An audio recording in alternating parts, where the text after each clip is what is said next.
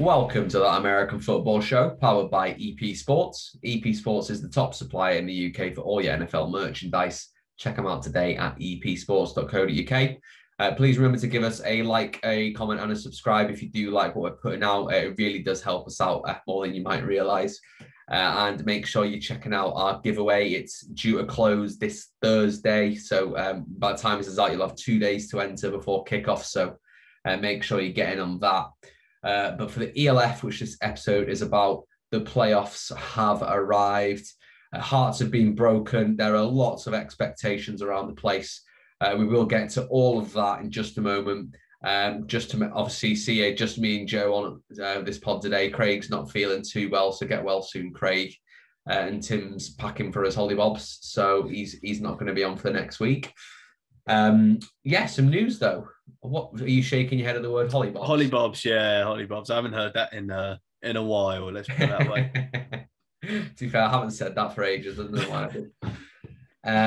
But yeah, voting for the All-Star game and awards for the ELF is now closed. So I hope everyone got the votes in for that. Who do you see, Joe, as league MVP? No, it's Madrid London. And I don't think it's close, really. I think there's been some fantastic performances by many players this league. Some people have taken us by surprise, and it's been a top quality. But Madre he's just been in that league of his own. Over 2,000 yards in 10 games, not 9 even, because he didn't even play this weekend. Yeah, you're right. You're right. 2,000 yards that's over 200 average a game. Come on, there's no one else. Who's your defensive player of the year? Then have you got any names? I believe it's the man we just spoke to. I would give it to Cole Kitchens. Definitely sack leader. Yeah, he's definitely up there. I'm trying to think who else you could argue. Sebastian Gauthier. Yeah, who's the other Nico Lester from the Dragons. Yeah, and the Sea Devils had another who got injured. The big man up front. There's Bomber and there's Bombeck. It was Bombeck because he actually sack per game was better than Cole Kitchens. I think he had 10 sacks after 7 games. Darius Robinson for the Panthers. I think Panthers or Hamburg. He's also really good. Yeah, there have been some standout performances. I think the defensive play has actually been very underrated as well, and Odeleye as well for the Thunder. I think he's been great. And when Jamal White was playing, big. Alpha Jallo. I mean, on both sides of the field as well. There is a lot of superstars on the defensive side of the ball in this league, and it could go to any of them. Yeah, it's great that there's that level though. There's not too much parity. Other bit of news. They basically got a new streaming service. We were chatting about it. We weren't too sure why, because they've already got a streaming service. But I guess more advertising, more outreach, maybe new commentators. They're with live now, so it's kind of a pay-per-view game. Yeah, I think this company may potentially be another step up. I think the other company who ran it were very good. We've been watching it every week and we've had no issues at all. But from what we can see, it's live now, isn't it? Who are the company? They did the Euros, a massive event. So they've got something behind them. They also did Leeds United's pre-season. Don't know who wanted to watch that, but it must have been half decent if they got the ELF on it. And I think they also had something with Russell Brand. I saw that. I saw that bit in there. So they're quite diverse with what they've had on their streaming service. So you can only assume that it's going to be good, and we're going to find out in the playoffs. Yeah, I mean, you say there was no problems with the previous service. In the earlier weeks, there definitely were problems. Yeah, some teething issues, but they got things going, and love the commentators as well. But yeah, absolutely, some really good American commentators as well. So But yeah, final bit of news. Ezume, the commissioner, he's mentioned in an interview that a couple of countries that are candidates for next year's expansion teams. So England, everyone expected that. France, again, pretty common. Austria, Norway. We all said there was going to be a Scandinavian team, so Norway's the one. Finland as well could be that one. Now, Turkey's an interesting one. Mm. I don't remember who we were speaking to, but someone did say Istanbul has got a good team. There's legs behind Istanbul getting a team, I think. And I had no idea that Turkey's in Asia, right? It's Eurasian, really. It's sort right. of like the actual, I believe, Europe and Asia is actually split right in the middle of Istanbul. Ah, right. Okay. So I guess it makes a bit more sense. But yeah, I just didn't think it got that far east, to be honest. Yeah, no, it's just surprising. But from what we've heard, as soon as Turkey's come into the talk, there has just been a lot of positive talk about them and getting a game, because we'll be looking at 4 teams. That's I think we put that idea into our heads because I think we kind of said 8 would be too far to go that big step. And we were all like, yeah, so it should be 4, but no one's actually said anything. No. And the Netherlands are the final one. And yes. yeah, Amsterdam have been heavily linked to a team because obviously they were in the previous ELF. So if there were 4 teams, just as hypothetically, this is what 4 countries do you reckon are getting teams? I reckon Istanbul has to be a lock if that name's just come out of nowhere. Yeah, I think so too. I think Austria, one of either is it the Raiders or the Unicorns? They're the 2 top teams, aren't they? Raiders, is it Swarkov? Swarkov Raiders, and I think Swarkov, it's something Unicorns. That might be a German team. Yeah. I think Austria's got to get in there because they'll fit right in. England, I just have a feeling we're a lock as well. Yeah, I think England's pretty much certain. France, I think that's maybe a year after kind of thing. Yeah. They've already got a lot of mainland kind of Western Europe. But then I think the Dutch are going to get one. I also think Scandinavia should get one. I think the 3 almost certs are England, Austria, and Holland, and I think it's either going to be Turkey or Finland that get a team. I'd say Turkey or Norway, but yeah, we're on fairly the same page. Yeah, this is when it's France, Belgium, Russia. Yeah, I mean, I'm just super excited to get more teams because there's going to be so much more talent, so many more games, man. It's really got good potential. Next year, I think we're going to see a serious leap. Can't wait. Anyway, that is the news. Let us move on to the final round of games. Just for kind of pre-warning, the Galaxy Cologne game was basically backups to be backups. I think Berlin versus Stuttgart was a similar affair. And the only major game for playing, the game that people were playing for was obviously the Wroclaw Leipzig game, which we'll touch on at the end. Tim did give us a little write-up, though, for the Galaxy and the Centurions, so we'll quickly rattle through that. Johann Knecht throws the ball into the end zone. Touchdown! Contract based on his kicking, but his catching is certainly nothing to sneeze at. Max Siemsen have indicated 3rd and 8 from the 11. Ball thrown underneath to Justin Rodney, and he rockets into the end zone. So the Frankfurt Galaxy played the Cologne Centurions in what was a preview of next week's Southern Division playoff matchup. But don't expect next week's match to be anything like this contest. Obviously, both teams have clinched the playoffs. So there's nothing to play with, as I mentioned before. So most starters rested. Big names that I weren't playing: Madre London, Jacob Sullivan, Jan Weinrich, or Sebastian Gauthier. But hey, anytime second stringers get an opportunity to play, it's great for them.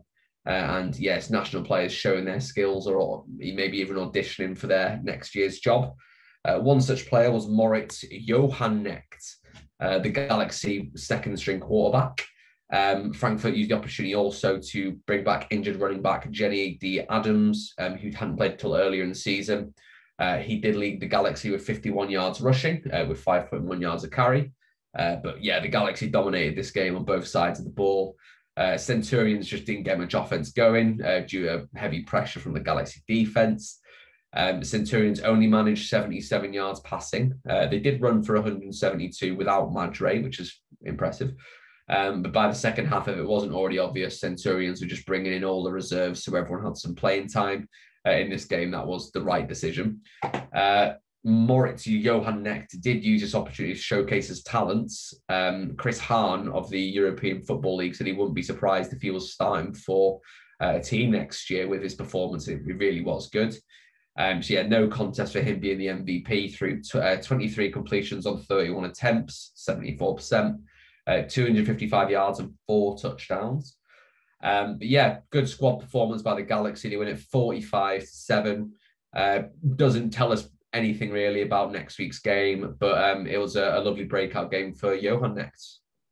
Yeah, no, nice to see someone stepping up and filling the place there of Sullivan. It's interesting. You know, the Galaxy did run right here, obviously, as we say, not many starters playing, but even though it's one of those where I feel as if you hadn't told me the starters weren't playing and I saw the score, I would have assumed the starters were playing, if you get what I mean. Even a cocky prediction, Joe. It is a little bit. I really hope the Centurions can keep it competitive next week. It's all down to Madre, I think. Do you happen to know Quinton? Is it Quinton Pounds? Not Quinton Pounds. Quinton Pounds. Yeah. Yeah. Do we know his injury status? Not as of yet. So if he isn't playing, it's not looking good for Cologne.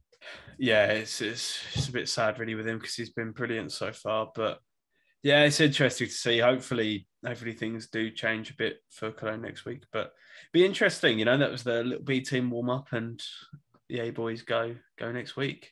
Yeah, and there's opportunity for some of these guys to be playing next week as well. Mm-hmm. If it's an injury, so it could be pretty important for him.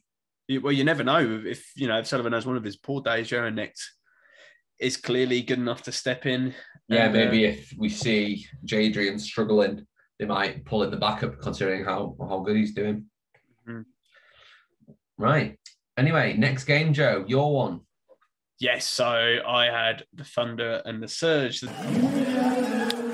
One more look at that as Stitt let it go, and Ludwig Mayorga just half with another touchdown. Stitt hands it off to Crawford, who has a hole and a first down, maybe even a touchdown. 20, 10, 5, touchdown, Berlin Thunder.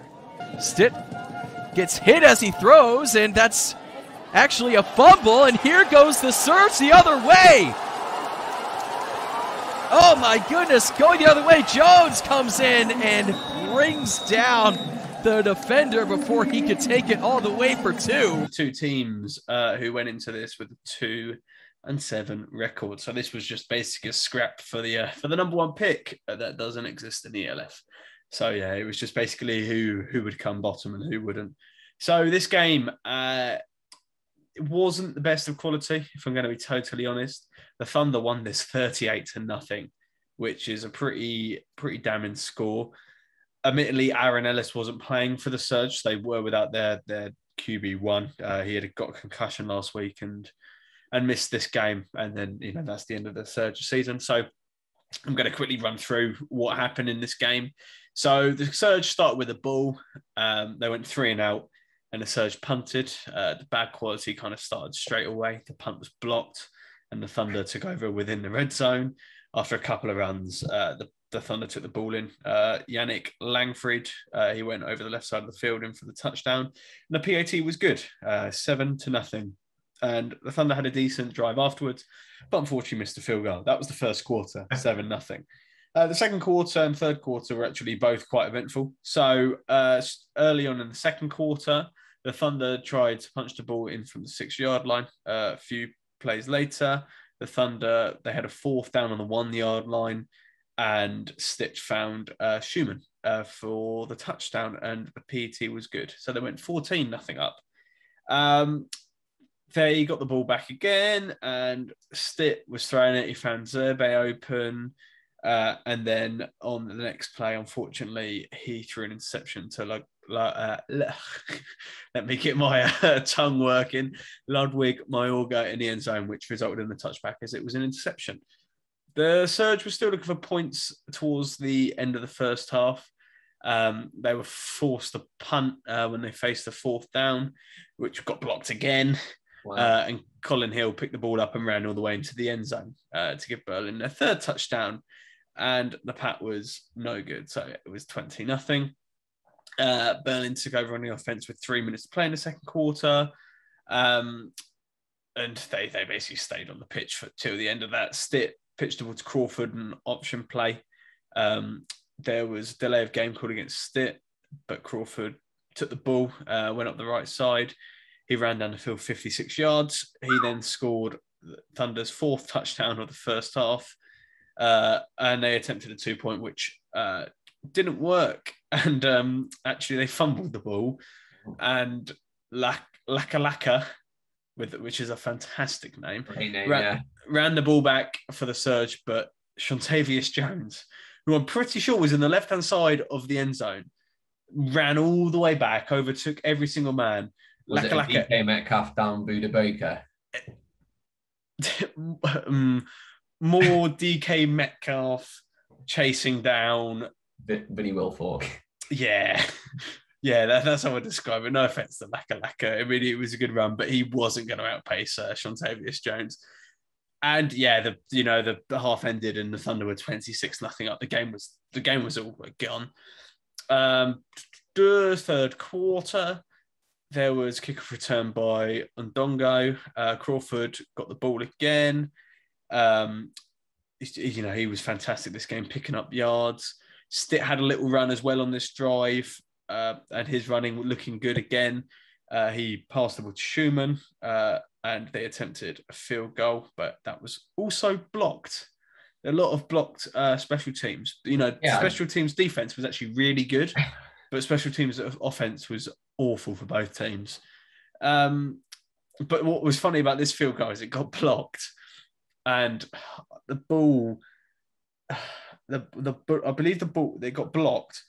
The ball was about 20 yards behind the kicker, and there were 3 Stuttgart players running after it, and the guy who went for it just missed the ball, just didn't pick it up, and they ended up having to dive on it. They were surely in for a touchdown, but they kind of messed up, and they just ended up. I mean, I will say it is harder than you think running. It's not like a rugby ball where you get taught how to pick one up. American footballs are a nightmare to pick up when they just left something where. That's true. It is difficult, but sometimes in those situations where your team needs points, you've got to take the ball. But yeah, they got the ball in a really good position, which was fantastic for the Surge. However, after a bad snap, Winterlich was injured as he tried to jump on a loose ball. And good for Winterlich. He wasn't actually too injured. He walked off the pitch by himself. However, the Thunder did recover that bad snap. So yeah, Thunder had the ball back. Winterlich did stay in the game, which was good. There was the Surge then went on a drive. It was a 3rd and out effectively, but the Thunder were called back for roughing the passer, which probably helped the Thunder because a few plays later, Etel, who stepped in at quarterback just for this play, he was intercepted by the Thunder, which gave the ball back to the Thunder again. So it was just a lot of mistakes this game. Thunder were back on the field. Crawford ran a lane and scored another long touchdown like he's been doing all season. And that was 32-0. And then the Surge got back on offense, but faced a strong Berlin defense that forced another fumble. The loose ball was picked up by Eitel, who ran in for a defensive touchdown. And after the pat was no good, the score was 38-0. And that is how it ended. MVP, Jock Crawford again, 232 yards and 2 touchdowns. And then I'm going to give Odelay a special mention because he did get 3 sacks, which is great. And he's been fantastic all season, very under the radar. But yeah, good end to the season for the Thunder. The Surge, a lot is going to have to change over the postseason. Yeah, and you mentioned something right at the beginning that made me think. Obviously, you said playing for the first round pick. No. And I wonder if they could implement something along the lines of the waiver wire in the NFL. That obviously the worst team would become the first on the waiver wire. And with exports coming into the league, say one player said, I'll come over, and 4 teams were like, we want you. But then I also guess it's to do with the player and what they want, because they do have agency over themselves. But I wonder if there's some way that teams can get priority for, like, you know, hiring exports or player imports and stuff. It is difficult because you're right. You know, these players are coming in. It's not like they're coming through like a college system. They are just coming across from different countries, and it's got to be where they want to be, what suits them. Do they like the coach? If there was like if it was like a draft from, and sorry, G League fans, because I know you won't like this, say there was a draft from the G League or something like that, and that could work. But I just, it's a difficult one to sort of maneuver when we're in different countries and there isn't like a league below. Be an interesting concept if it was like every year new players have to enter a draft. That'd be brilliant. That'd be cool. Anyway, on to the final game, which was the big matchup of the week. The Wroclaw Panthers against the Leipzig Kings. In a shotgun. He has a 3-receiver set in his pistol. Play fake to Pasqualini. They get it to Mazan. Mazan, stiff arms, down the sideline, outside the numbers. He's going to be clotheslined and pulled down and inside the 5. Belt high snap. Birdsong goes towards the end zone, and it is caught. Canoodle, touchdown! Are you kidding me? Birdsong, look at this. Beautiful time. Wow. He threw it in triple coverage there, but Canoodle was able to come up with it. It's a 2, 5, and 4 teams for the final seed in the Northern Division. I mean, I remember, what was it, 4 or 5 weeks ago, we were all talking about, the Kings could make a run for the playoffs, and here they are. It was such a good game in store, 2,200 live fans. So COVID-wise, I think that's pretty impressive. Unfortunately, Kings wide receiver Dable Wolf, who has been one of their top 2 guys, was out with an injury, which I think is pretty clear the impact it makes on how this game worked out. It did start off a little bit slow. It was a Panthers punt, followed by an interception from Goran Zek, picking off Michael Birdsong. They started on the 1 yard line off that interception, so not too difficult for a touchdown.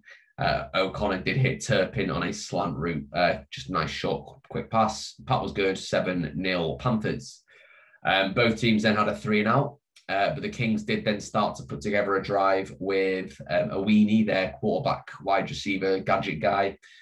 Some really good handoffs. He had a lot of good handoffs this game, like a running back kind of position, and he really dodged his way down the field. Elf baller Carlos Browns then got a really good sack on 3rd down to force another punt, and then the Panthers started to get a good run going. Turpin was actually taking snaps from the Wildcat. He got 1st down, and O'Connor was kind of dinking and dunking through, and then at the end, Kyle Kitchens, elf baller, in about 2 days, got a big stop against Pasqualini in the backfield. And Pasqualini had an absolutely amazing game, I'll tell you that. And that was followed by a fumble recovered by the Kings. So another very similar drive with Birdsong passing up the field, using a weenie for some nice runs. And then yet again, Carlos Browns gets a sack and forces another punt. Then the Panthers had a 3 and out. And then the Kings finally put their best drive together. Birdsong scrambling in this game, just like last week, really important. He was getting very key downs with his legs, even though he obviously doesn't look like the most natural of runners. Awini runs on 4th downs, little gadget plays that were great, and Timothy Canoodle had a big game, a lot of good catches. He would have 2 catches on this drive, including the score on a nice deep 20-yard pass down the left side. PAT was good. We're equal at 7-7. And then the final half of this drive saw the Panthers. I mean, both teams' defense were ferocious this game. It was the offenses had difficulties. And this was an example of that. The defensive line battered a pass down. And then they went for it on 4th down, threw it to Bernat. And the defensive back for the Kings, Enrique, he just walloped him and stopped him getting over the line. And it was really good.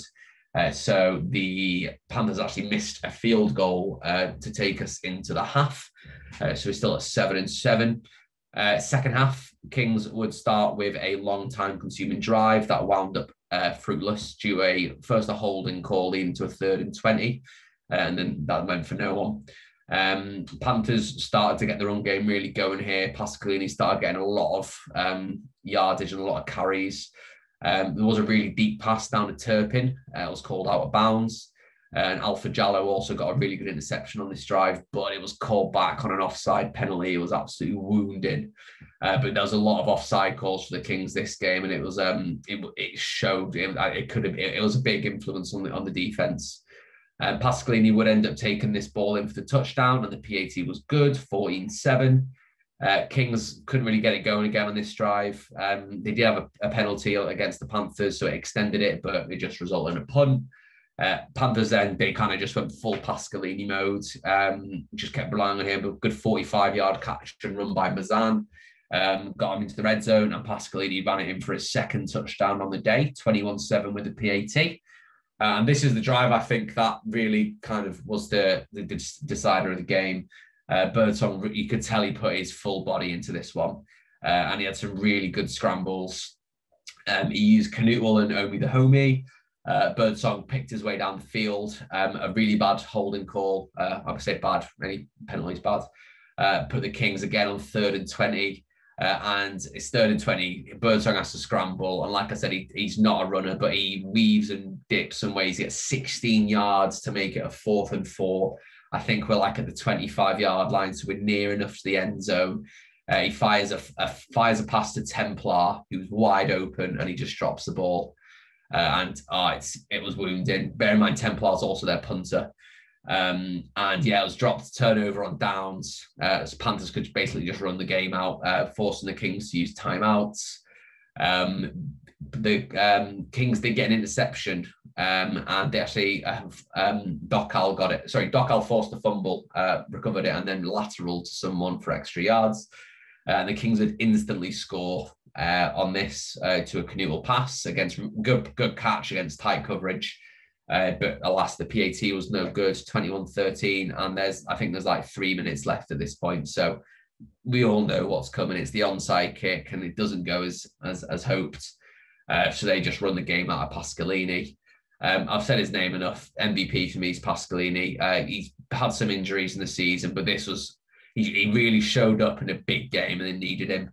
23 carries, 114 yards, 2 touchdowns, and that's a 5-yard average. So he did what he needed to. He kept the clock running and he got yards. But my honorable mention obviously goes to Michael Birdsong. 18 passes, 29 attempts, 164 yards, 2 touchdowns, and 47 yards rushing as well. Yeah, it's just a shame, isn't it? If you're a Kings fan anyway, just to get so close, so close, and then just get taken, especially in your own backyard as well. It's pretty painful. I want to go into it with like a neutral attitude, but I was pretty like, oh yeah, I'd like to see the Kings take this. And it was a rough game.